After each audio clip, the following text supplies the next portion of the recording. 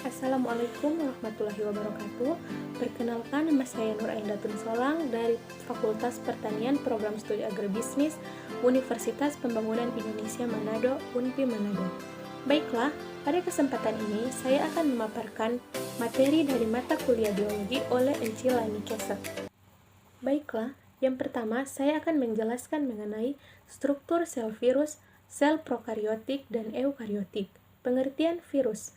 Virus termaksud bagian dari mikroorganisme, dinamakan bagian dari mikroorganisme karena merupakan makhluk hidup dengan ukuran hanya beberapa mikro atau mungkin lebih kecil dari itu. Karena 1 mikro sama dengan 0,001 mm. Virus merupakan organisme parasit yang mana ia membutuhkan inang untuk bertahan hidup. Virus harus menemukan inang untuk berproduksi, termaksud melalui sel tubuh manusia. Tanpa menumpang ke tubuh inangnya, ia tidak bisa mereplikasi diri. Beberapa virus bahkan dapat membunuh sel inangnya untuk dapat berkembang biak. Jika ia tidak menemukan inang, virus tidak bisa hidup dalam waktu yang lebih lama. Struktur tubuh virus. Pada umumnya, struktur tubuhnya dimiliki oleh virus terdiri dari asam nukleat dan kapsid. Selain itu, virus juga memiliki struktur tambahan. Asam nukleat ini terdiri dari DNA atau deoksiribonukleik acid atau RNA atau ribonucleic acid. Secara umum, struktur tubuh virus terdiri atas 4 bagian utama, yaitu kepala, isi tubuh, ekor, kapsid. Pengertian sel prokariotik. Istilah prokariotik berasal dari kata Yunani pro dan karyon. Pro artinya sebelum dan karyon artinya inti. Jadi sel prokariotik berarti sebelum inti.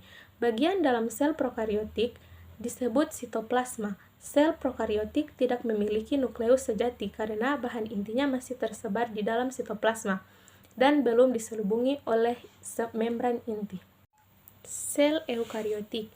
Sel eukariotik termaksud golongan yang memiliki struktur lebih maju, yaitu sama dengan sel tumbuhan dan binatang. Eukariotik sebagai kelompok organisme yang sel-selnya mengandung nukleus dan dikelilingi oleh membran nukleus. Sel eukariotik adalah organisme dengan sel yang memiliki nukleus dari organel bermembran lainnya. Eukariotik berada dalam takson Bukaria, Eukaria, atau Eukaryato. Selanjutnya, saya akan menjelaskan mengenai pengertian dinding sel. Dinding sel adalah matriks ekstraseluler yang menyelubungi tiap sel sebagai pelindung dan pembentuk sel. Bagian dinding sel tersusun dari selulosa di saat sel berusia muda dan mengalami penumpukan lignis saat sel mulai menua. Dinding sel hanya ditemukan pada tumbuhan. Di antara dinding sel terdapat noktah dan pelsomedesmata yang berfungsi sebagai penghantar rangsangan antar sel tumbuhan. Dinding sel juga berfungsi sebagai pencegah pengisapan air secara berlebihan oleh tumbuhan. Fungsi dinding sel. Fungsi dinding sel adalah untuk memberi bentuk sel tumbuhan, melindungi bagian dalam sel dari pengaruh lingkungan, dan menjaga sel tumbuhan agar tidak pecah akibat masuknya air secara berlebihan. Struktur dinding sel pada tumbuhan. Dinding sel tumbuhan berlapis-lapis dan terdiri hingga 3 bagian. Dari lapisan terluar dinding sel, lapisan-lapisan ini diidentifikasi sebagai lamela tengah, dinding sel primer, dan dinding sel sekunder. Meskipun semua sel tumbuhan memiliki lamela tengah, dinding sel primer tidak semua memiliki dinding sel sekunder. Struktur sel. Sel itu terdiri dari beberapa bagian. Sel inilah yang dinamakan dengan struktur sel. Struktur sel ada bagian luar dan bagian dalam. Bagian luar ada membran sel dan dinding sel. Bagian dalamnya ada protoplasma, kemudian di protoplasma terbagi menjadi 3 bagian, yaitu nukleus, sitoplasma, dan sitoskeleton. Selanjutnya, membran plasma, hubungan antar sel. Pengertian membran plasma. Membran plasma dikenal dengan nama membran biologis, meliputi membran plasma atau plasmalema, dan membran sejumlah organel yang terdapat di dalam sel. Membran plasma membatasi isi sel dari lingkungan luarnya. Fungsi membran plasma. yang salah satu fungsi dari membran sel ialah untuk melindungi bagian terletak di bagian yang lebih dalam, atau sebagai pembatas antar sel, isi sel dengan bagian luar sel. Selain itu pula, membran sel ini sangat bermanfaat untuk memperkokoh sel dan mencegah sel agar tersebut tidak pecah. Struktur membran plasma. Secara umum, struktur membran plasma terdiri dari beberapa komponen penyusun, yakni sebagai berikut. Lipoprotein, gabungan antar lemak dan protein. Glikoprotein merupakan senyawa karbohidrat yang berkaitan dengan lipid. Glikolipid merupakan senyawa karbohidrat yang berkaitan dengan lipid. Fosfolipid, gabungan antara lemak dan fosfat yang bersifat hidrofilik dengan ujung polar atau larutan dalam air. Hubungan antar sel.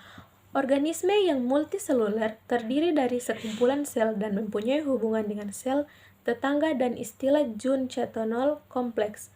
Hubungan antara sel yang berupa modifikasi membran plasma menyebabkan sel saling melekat dan saling berkomunikasi. Hubungan antar sel dapat berupa demosom, gap junction, tight junction, dan plasmodesmata. Selanjutnya, mengenai struktur dan fungsi organel RE. Struktur retikulum endoplasma adalah sebuah organel sel yang berbentuk anyaman membran yang rumit seperti jala. Disebut retikulum endoplasma karena organel ini terletak pada daerah endoplasma, yaitu sitoplasma bagian dalam. Struktur dari retikulum endoplasma secara kimiawi mengandung 60 hingga 70% protein serta 30 hingga 40% fosfolipid. Terdapat sekitar 33 macam polipeptida dengan sifat kimia serta sifat fisika yang berbeda. Retikulum endoplasma dibedakan menjadi dua, yaitu retikulum endoplasma kasar dan retikulum endoplasma halus. Fungsi retikulum endoplasma kasar. Retikulum endoplasma kasar memiliki beberapa fungsi untuk kelangsungan hidup suatu sel. Fungsi tersebut seperti untuk mensintesa protein yang hendak disekresi. Fungsi dari retikulum endoplasma halus. Untuk retikulum endoplasma halus memiliki beberapa fungsi seperti halnya retikulum endoplasma kasar. Beberapa fungsi tersebut seperti untuk mensintesa protein yang tidak lagi disekresi. Untuk melakukan proses sintesa steroid yang ada pada kelenjar batu. Untuk melakukan proses metabolisme serta transport lemak dan zat yang larut dalam lemak. Selanjutnya, struktur dan fungsi organel badan Golgi. Pengertian badan Golgi. Menurut buku muda dan aktif belajar biologi PT Grafindo Media Pramata ND5 pada tahun 1898, seorang ahli biologi berkebangsaan Italia bernama Camillo Golgi menemukan sebuah organel yang tersusun atas tumpukan kantong pipih. Struktur ini ditemukan pada sitoplasma dalam sel secara Kuicing. Camillo Golgi menyebut organel tersebut dengan istilah the internal reticular apparatus. Fungsi dan struktur badan Golgi. Terdapat fungsi dari badan Golgi antara lain membentuk kantung atau vertikal untuk sekresi, membentuk membran plasma, membentuk dinding sel tumbuhan, membentuk lisosom, membentuk akrosom pada spermatozoa, dan memodifikasi protein. Struktur badan Golgi. Struktur badan Golgi berupa berkas kantong dengan bentuk seperti cakram yang bercabang dua di ujung. Terdapat serangkaian pembuluh kecil. Pembuluh ini berfungsi untuk mengumpulkan dan membungkus karbohidrat serta zat-zat lainnya untuk diangkut ke permukaan sel dan menyumbang bahan-bahan membentuk dinding sel. Badan Golgi sendiri terdiri dari membran-membran terbentuk tubulus dan vesikula. Dari tubulus tersebut, akhirnya dilepaskan kantung-kantung kecil yang berisi enzim pembentuk dinding sel. Bentuknya mirip dengan retikulum endoplasma, namun badan Golgi tersusun atas berlapis-lapis ruangan yang ditutupi membran. Selanjutnya, struktur dan fungsi organel lisosom dan badan mikro. Pengertian lisosom. Lisosom adalah suatu organel kecil yang berbentuk bulat yang terikat dengan membran dengan memiliki diameter sekitar 0,25 hingga 0,5 um. Lisosom mengandung hidrolase asam, enzim-enzim yang merombak protein, asam-asam nukleat, serta karbohidrat pada pH asam. Lisosom bisa Anda temukan pada hampir semua sel kecuali dalam sel darah merah atau eritrosit, manusia dan sel kulit yang sepenuhnya mengalami keratinisasi atau pengerasan atau penebalan. Banyak yang mengatakan bahwa lisosom merupakan sistem pencernaan sebuah sel. Lisosom yang terbentuk dari pertunasan badan Golgi yang disebut dengan lisosom primer. Fungsi badan mikro. Fungsi badan mikro sangat bervariasi pada jaringan yang bervariasi pula. Fungsi-fungsi badan mikro tertentu merupakan reaksi yang tumpang tindih. Fungsi badan mikro diantaranya proteksi sel terhadap sifat toksis yang tinggi dari oksigen, kompartementalisasi, etabolisme purin dan primadin, dan pemecahan D-amino, konversi gluconeogenik dari lemak ke gula, pembentuk glisin dan serin yang merupakan pendahuluan untuk sintesis C1 yang penting untuk biosintesis asam nukleat, regulasi pertumbuhan pada tumbuhan dengan mengkonsumsi kelebihan dari tenaga produksi atau NADPH pangkat 10. Fungsi lisosom. Fungsi utama lisosom adalah untuk pencernaan intrasel. Materi yang dicerna oleh lisosom dapat berasal dari luar sel atau dari dalam sel itu sendiri. Pencernaan intersel selalu terjadi di dalam lisosom. Enzim hidrolitik tidak pernah keluar dari dalam lisosom sehingga pencernaan berlangsung optimal. Struktur lisosom. Lisosom adalah vesikula berbatas membran tunggal, di mana di dalamnya terdapat enzim-enzim proteolitik. Membran lisosom mengandung karbohidrat netral, heksomina, dan asam N-asitijimuramad yang lebih banyak dibandingkan dengan membran plasma. Badan mikro. Struktur dan penyebarannya. Badan mikro merupakan organel kecil dalam sel dengan diameter yang bervariasi, rata-rata 400 nm.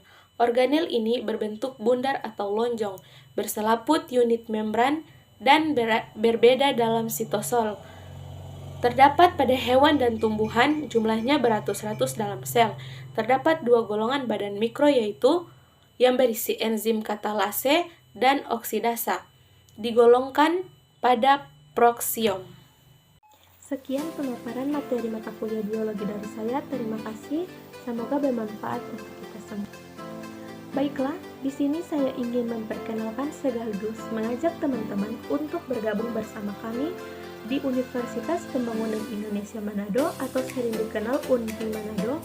UNPI sendiri memiliki 6 fakultas, yaitu Fakultas Pertanian, Fakultas Keperawatan, Fakultas Teknik, Fakultas Hukum, Fakultas Sastra Inggris, Fakultas Ilmu Sosial, dan Ilmu Politik.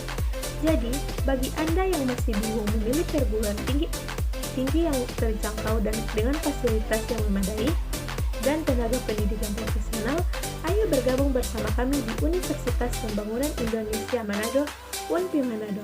Saya bangga menjadi mahasiswa dari UNPI. Terima kasih. Wassalamualaikum warahmatullahi wabarakatuh.